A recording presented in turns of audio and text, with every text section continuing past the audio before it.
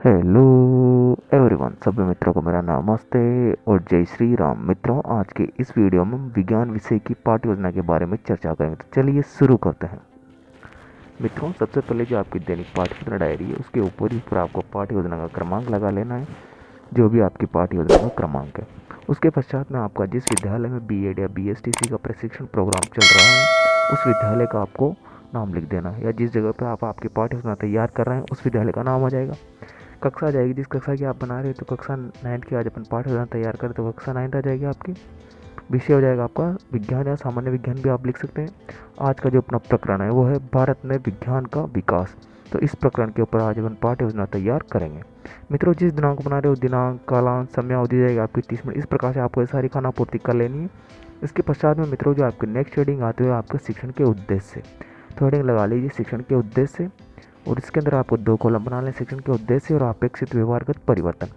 ये 2 कॉलम बनाने के पश्चात में आप इसमें लिखने से पहले थोड़ा समझ लीजिए शिक्षण के उद्देश्य होते क्या है। शिक्षण के उद्देश्य तात्पर्य ये है कि छात्र, अध्यापक व शिक्षक द्वारा जब बच्चों को शिक्षण करवाया जा रहा है या किसी विषय के बारे में पढ़ाया जा रहा है या समझाया जा रहा है, तो इस प्रकरण से या इस विषय से बच्चे के अंदर क्या परिवर्तन होगा, या बच्चा ये प्रकरण पढ़ के या अपने आप में क्या परिवर्तन लाएगा, तो वो इसके क्या हो जाएंगे, शिक्षण के उद्देश्य हो जाएंगे। या आप उसमें क्या परिवर्तन लाना चाहते हो, वो इसके शिक्षण। पहला शिक्षण का उद्देश्य ज्ञानात्मक, तो ज्ञानात्मक शिक्षण उद्देश्य के कारण बच्चे में जो परिवर्तन होंगे आप लिखेंगे। भारत छात्र में विज्ञान विषय के प्रति प्रयासमण प्रति अभिज्ञान कर सकेंगे। द्वितीय आता है अवबोध, भारत में विज्ञान विषय के प्रति वे क्या कर सकेंगे, समझ सकेंगे। तीसरा आता है ज्ञान उपयोग, इसी प्रकार से छात्र विकास से संबंधित दैनिक जीवन में उपयोग कर सकेंगे। चौथा आता है कौशल, छात्र भारत में विज्ञान के विकास की जानकारी प्राप्त कर सकेंगे एवं उसमें कुशलता हासिल करते हैं।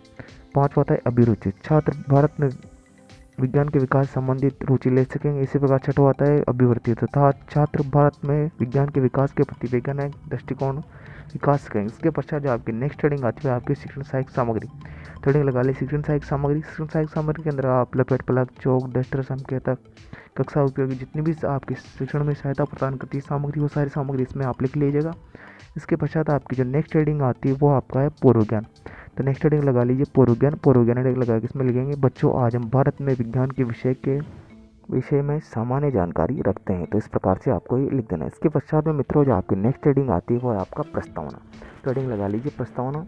प्रस्तावना के बारे में थोड़ा समझ लीजिए। इसके अंदर आप 2 कॉलम बना लीजिए, पहले छात्र अध्यापक क्रियाएं और विद्यार्थी क्रियाएं। तो प्रस्तावना क्या होता है थोड़ी मैं आपको जानकारी दे देता हूँ। जो प्रस्तावना होता है उसके अंदर छात्र अध्यापक या अध्यापकों द्वारा बच्चों से प्रश्न किए जाते हैं और बच्चों द्वारा इनके उत्तर दे दिए जाते हैं। तो कम से कम आपको 4 प्रश्न बच्चों से करने हैं और अधिक से अधिकतम 6 या 7 प्रश्न आप बच्चों से पूछ सकते हैं। तो ये प्रश्न जो होते हैं जो आपकी पाठ्य योजना का मुख्य आधार बनते हैं। कहने का मतलब है जो आपका प्रस्तावना होता है वो आपकी पाठ्य योजना का कहने का सबसे अच्छा पॉइंट है।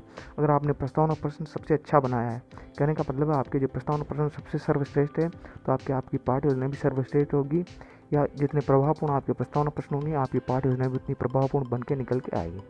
तो इसके अंदर जो पहला प्रश्न छात्र अध्यापिका ने पूछा, हम किस ग्रह पर निवास करते हैं, तो बच्चे उत्तर देंगे पृथ्वी पर निवास करते हैं। पृथ्वी किस पर घूमती है, तो बच्चे उत्तर देंगे अपनी धुरी पर घूमती है।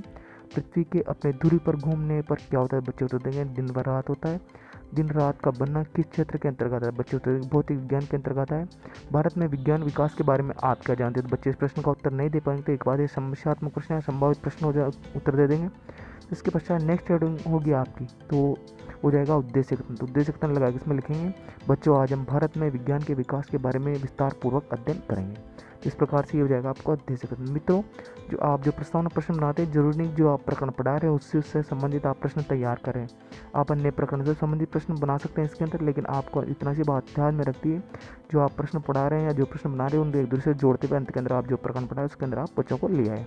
मित्रों, इसके पश्चात आपकी जो नेक्स्ट हेडिंग हो जाएगा प्रस्तुतिकरण। तो हेडिंग लगा लीजिए प्रस्तुतिकरण, और प्रस्तुतिकरण के आप अंदर आप 5 कॉलम बना लें, शिक्षण बिंदु, छात्र क्रिया, विद्यार्थी क्रिया, विधि और शाम पट कार्य। इस तरह से ये 5 कॉलम बनाए। 5 कॉलम बनाने के पश्चात में जो पहला शिक्षण उद्देश्य या शिक्षण बिंदु वाला जो कॉलम है उसके अंदर आपको पहला शिक्षण का बिंदु लिखना है भारत में विज्ञान की परंपरा। तो इस शिक्षण बिंदु के अंतर्गत जो मैंने छात्र अध्यापक क्रिया के अंदर जो मैंने विकासात्मक प्रश्न लिखा है, इन विकासात्मक प्रश्नों को आप ध्यानपूर्वक लिख लीजिए। इसके पश्चात जो छात्र अध्यापक कथन आता है उसको लिखेंगे आप। 3000 ईसा पूर्व की इस उपमहाद्वीप में विज्ञान की उन्नति बहुत ही सिंधु घाटी सभ्यता के नगर हड़प्पा और मोहनजोदड़ो के अवशेषों में पता चला है कि शहर सुनियोजित थे और वहाँ पर जल की आपूर्ति, जलमग्न विकास की प्रणाली बहुत विकसित थी। खेती बाड़ी, ईंट निर्माण, उद्योग, दस्तकारी में उनकी कुशलता बड़े उच्च स्तर थी। ईसा पूर्व 2000 वर्ष से प्रमाण थे, जिससे आर्यों में अनेक मनोवृत्तियाँ वैज्ञानिक थी। ब्रह्मांड का नियंत्रण एक प्राकृतिक नियम द्वारा है। इस तरह से वे दक्ष खगोल विज्ञान एवं गणित के प्रति सकारात्मक थे। इस प्रकार से आपको सारी चीज़ लिखने लिए विद्यार्थी क्रम आप लिखेंगे। विद्यार्थी जन पुरुषों ने विधि हो जाएगी आपकी विज्ञान विधि, और जो शाम पढ़ उसको आप परिपूर्ण कर लीजिए। जो ने बहुत प्रश्न लिखा है, इन बहुत प्रश्नों को आप ध्यानपूर्वक लिख लीजिएगा। इसके पश्चात मित्रों जो आपका द्वितीय शिक्षण बिंदु आता है वो है विज्ञान के विकास में भारत का योगदान। तो इस शिक्षण बिंदु के प्रति जो मैंने विकासात्मक प्रश्न आपको लिखा है, तो इन विकासात्मक प्रश्न को आप लिख लीजिए। विधि हो जाएगी आपकी प्रश्नोत्तरी विधि, और इसके पश्चात में आपका जो छात्र अध्यापक कथन आता है उसको लिखेंगे आप। आर्यभट्ट प्रथम व्यक्ति थे जिन्होंने कहा पृथ्वी गोल है और अपनी धुरी पर घूमती, जिससे दिन रात बनते हैं, चंद्रमा सूर्य के प्रकाश से चमकता है। ब्रह्मगुप्त वह गणितज्ञ था जिसने सबसे पहले शून्य के कार्य करने के नियम बनाए थे। इन्होंने भास्कर जैसे प्रसिद्ध गणितज्ञ गणक चक्र चूड़ामणि की उपाधि दी। आर्यभट्ट ने पृथ्वी को गोल बताया तथा ब्रह्मगुप्त ने शून्य का नियम बताया, एवं होमी जहांगीर भामा ने मेसोन कणों की खोज की। इन्होंने गणित की 2 भिन्न शाखाएं बताए, बीज गणित। यहाँ तक लिख लीजिए आप। इसके पश्चात मित्रों जो विद्यार्थी क्रिया वाले कॉलम में आप लिख लीजिए। तब तक विद्यार्थी ध्यानपूर्वक सुनेंगे और अपनी महत्वपूर्ण बातों को अपनी जो पाठ्य पुस्तिका में नोट करेंगे। और जो नेक्स्ट आगे यहाँ तक अगर आपने छात्र अध्यापक कथन लिख लिया तो इसके पश्चात आगे लिख लीजिए आप थोड़ा सा। बीज गणित एवं गणित संसार को नए विकिरण न्यू रेडिएशन देने वाले वैज्ञानिक चंद्रशेखर वेंकटरमन की इस खोज से रमन इफेक्ट कहा गया। 28 फरवरी 1930 को इन्होंने भौतिकी में नोबेल पुरस्कार मिला। इस दिवस को राष्ट्रीय विज्ञान योग दिवस के रूप में मनाया जाता है। डॉक्टर होमी जहांगीर भामा ने नया कण मेसोन खोजा। इन्हीं ने निर्देशन में अप्सरा, सीरस एवं जलसिरा नामक 3 परमाणु रिएक्टरों की स्थापना की गई या खोज की गई। इस प्रकार से आपका ये हो जाएगा जो छात्र अध्यापक कथन। विद्यार्थी क्रिया में आप लिख लिया। विद्यार्थी पुरुष ने विधि हो जाएगी आपकी व्याख्यान विधि। जो श्यामपट कार्य है उस श्यामपट कार्य को आप परिपूर्ण कर लीजिए, जैसा मैंने श्यामपट कार्य आपको लिखा है। मित्रों इसके पश्चात आपके जो नेक्स्ट हेडिंग आती है आपके बहुत प्रश्न। तो बहुत प्रश्न के बारे में लिख लीजिए आप, लेकिन थोड़ा सा जान लीजिए बहुत प्रश्न किसके द्वारा पूछे जाते हैं और क्यों पूछे जाते हैं। जो बहुत प्रश्न होते हैं वो छात्र अध्यापक के द्वारा पूछे जाते हैं, और इसलिए पूछे जाते हैं ताकि उसने जो पाठ बच्चों को पढ़ाया उस बच्चों का ध्यान एकाग्रचित्तों को लगा रहे और उनका ध्यान भंग नहीं, उस वजह से बहुत प्रश्न किए जाते हैं। मित्रों इसके पश्चात जो आपका नेक्स्ट शिक्षण बिंदु आता है वो है भारतीय वैज्ञानिक। तो इस शिक्षण बिंदु के प्रति जो मैंने विकासात्मक प्रश्न आपको ध्यानपूर्वक लिखा है, इन विकासात्मक प्रश्नों को आप ध्यानपूर्वक लिख लीजिए। ये विकासात्मक प्रश्न लिखने के पश्चात में जो छात्र अध्यापक कथन है वो लिखेंगे। डॉक्टर बीरबल साहनी भारत के एक महान पुरातात्विक वनस्पति पेलियो बोटनिस्ट थे। प्राचीन युग में वनस्पति का अध्ययन इस देश के लिए एक प्रकार से नया विज्ञान था। इसे पूरा वनस्पति विज्ञान या पेलियोबोटनी कहा था। तथा मेघनाथ साहा ने भौतिकी में उन दिनों ऊष्मागतिकी, थर्मोडायनेमिक्स, सापेक्षवाद या रिलेटिविटी और परमाणु सिद्धांत सबसे नए विषय थे। सूर्य व तारों के बारे में एनेक्स क्लार्क की पुस्तक पढ़ते हुए नोट्स बनाते गए। उनके सामने तारों के तापमान, भीतरी संरचना, संयोजना की समस्या आए तथा जब सूर्य का प्रकाश वायुमंडल में स्थित जल की बूंदों से गुजरता है तो प्रिज्म से गुजरता है तो स्पेक्ट्रम बन जाते हैं। तो इस प्रकार से ये लिख लेना आपको छात्र विद्यार्थी क्रम में आप लिखेंगे। विद्यार्थी ध्यानपूर्वक सुनेंगे। विधि हो जाएगी आपकी व्याख्यान विधि। और जो देखिए मैंने सहायक सामग्री के अंदर मैंने जो मेघनाथ साहा है उनका देखिए मैंने चार्ट बनाया या चित्र बनाया है या मॉडल बनाया है, कुछ भी चार्ट कर सकते हैं आप इसको।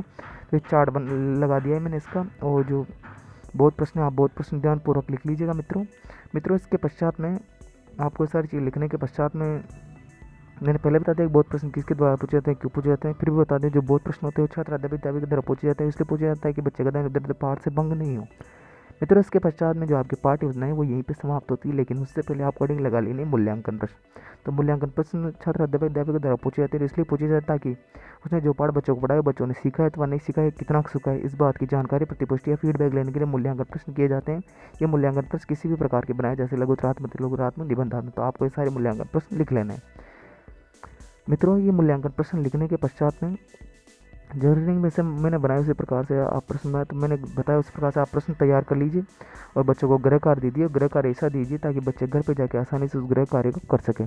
मित्रों आशा करता हूँ कि आपको वीडियो अच्छा लगा होगा, तो प्लीज़ वीडियो को लाइक करें, शेयर करें और चैनल को सब्सक्राइब करना ना भूलें। अगर मित्रों आपको किसी भी विषय के ऊपर या कोई भी टॉपिक के ऊपर समस्या आ रही है तो प्लीज़ हमें कमेंट बॉक्स में कमेंट करके जरूर बताएं ताकि आपकी समस्या का समाधान जल्द से जल्द किया जा सके।